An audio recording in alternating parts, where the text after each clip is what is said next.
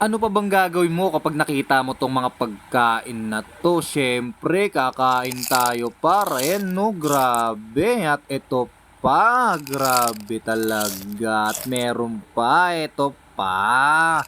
Grabe, solid par, panalo. Ako'y napapunta nga pala dito sa Hot Tokyo sa Makati. Ika nga nila masarap daw ang mga pagkain dito kaya agad-agad ko tong pinasok sa loob mga kuya.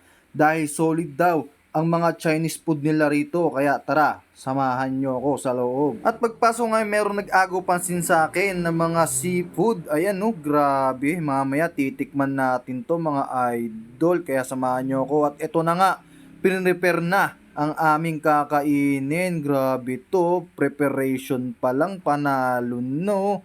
Grabe, may pabulaklak pa par. At eto na nga't nilatag na nila ang aming kakainin. Siyempre, lahat to titikman natin isa-isa. Busog na naman ang kuya nyo. Grabe, ang sarap nito boy.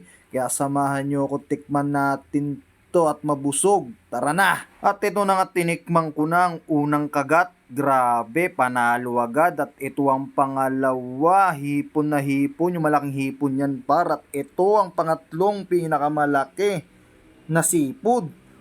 Panalo. Siyempre, titikim pa tayo ng iba par. Ito, di ko alam kung anong tawag dito, basta pinrito to. Saka ito, inihaw naman na atay. Grabe par. Panalong panalo. San ka pa? Punta ka na. Dito lang to sa Hot Tokyo sa Makati. Grabe, busog na naman ako nito pag uwi. Makakatulog na naman ako mahimbing. At syempre di mawawala to. Ay no, yung mga ramen nila, mga noodles. Yan ang hindi mawawala sa Hot Tokyo. Panalong panalo par. Ay no, higop pa lang, sold na. No, grabe mga laman-laman niya, no. Bagay na bagay yan sa taglamig. Grabe, masabaw. Tapos meron din silang gantong spicy. Grabe, panalo to par. Naka-chopstick pa tayo. Syempre, hindi to mawawala.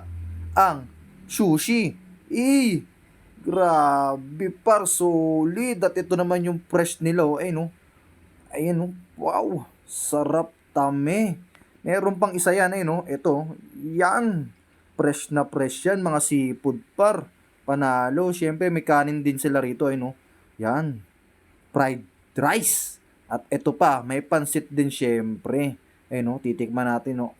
Pansit, ika nga nila, pampahaba ng buhay. At meron pa yan, no. Ito pa, no.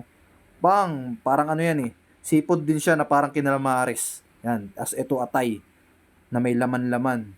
At ito pa, no, chicken. Grabe par, inihaw yan, solid yan. Titikman natin yan syempre. No. Grabe. Akala ko nga una, akala ko palaka. Pero hindi pala, manok pala. Grabe, pero solid. Panalong panalo yung lasa. Ngayon lang ako nakatikim dito sa Hot Tokyo. Sarap din pala pagkain ng mga Chinese food. Kaya pala dito lagi sila nagpupuntahan, no? Panalong panalo paro. Quality pa sa quality. Meron pang kasamang quantity yan. Grabe.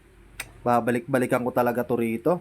At ito, titikman ko na yung may rosa sa, sa uluhan, no? Ay, no, nilagyan ng bulaklak. Yan, panalo daw to. Ito daw yung pinaka-bestseller nila.